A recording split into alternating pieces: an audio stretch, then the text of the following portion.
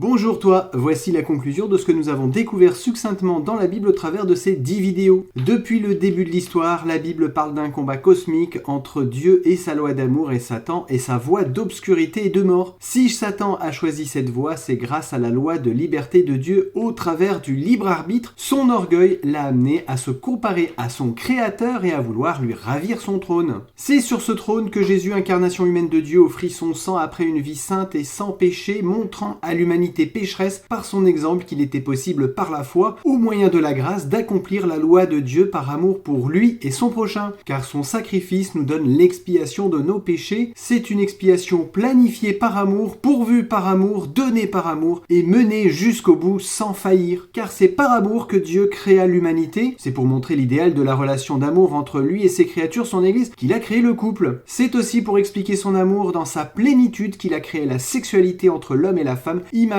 charnelle de la sexualité spirituelle entre l'Église et le Christ au travers du sabbat. Cet amour infini et parfait vécu dans sa plénitude par Jésus au travers d'une vie exemplaire permet d'offrir le pardon au pécheur qui voit sa condamnation révoquée si ce dernier l'accepte avec repentance et choisit une vie nouvelle, celle de Jésus dans l'amour pour Dieu et son prochain, lui permettant l'obéissance volontaire à sa loi divine dans son intégralité. C'est cet amour divin qui ne pouvait laisser Jésus dans la mort éternelle, châtiment qu'il a pris pour nous au travers d'une mort ignoble. Après avoir été enfoui dans la mort éternelle sans aucune possibilité d'en revenir, Jésus l'a ressuscité le 3e jour car il était parfait, saint et juste. La résurrection du Christ, c'est le miracle de l'amour car il nous ouvre la porte de la vie éternelle lorsqu'il reviendra chercher son Église qu'il se prépare, glorieuse et sans tache, ni ride ni rien de semblable, mais sainte et sans défaut. C'est ce qu'il veut pour chacune des personnes qui veulent faire partie de cette Église, qu'elle soit sainte et sans défaut, chose qu'il réalise dans notre vie par la puissance du Saint-Esprit qui produit en nous le vouloir et le faire d'obéir par amour pour Dieu de notre plein gré à ses 10 commandements. Et pour nous préparer à l'éternité dans sa plénitude de l'amour avec Christ, Dieu a donné à son Église le sabbat avant-goût de ce que ceux qui lui sont fidèles et qui persévéreront jusqu'à la fin vivront pour l'éternité avec Dieu au retour de Jésus. Car le retour de Jésus, c'est l'accomplissement final de l'amour infini et illimité de Dieu. Toi qui me regardes, où te situes-tu dans cet amour? Es-tu encore de ceux qui sont charnels et qui sont faibles dans la foi, à qui Dieu excuse encore pour peu de temps le manger, le boire et le non-respect du jour supérieur? Alors il n'est pas trop tard, ma sœur, mon frère, quel que soit ton état de pécheur, ton origine, ton passé, le Saint-Esprit te parle et Jésus frappe à ta porte. Veux-tu l'accueillir pour vivre une éternité de plénitude dans l'amour de Dieu? Alors ouvre-lui la porte de ton être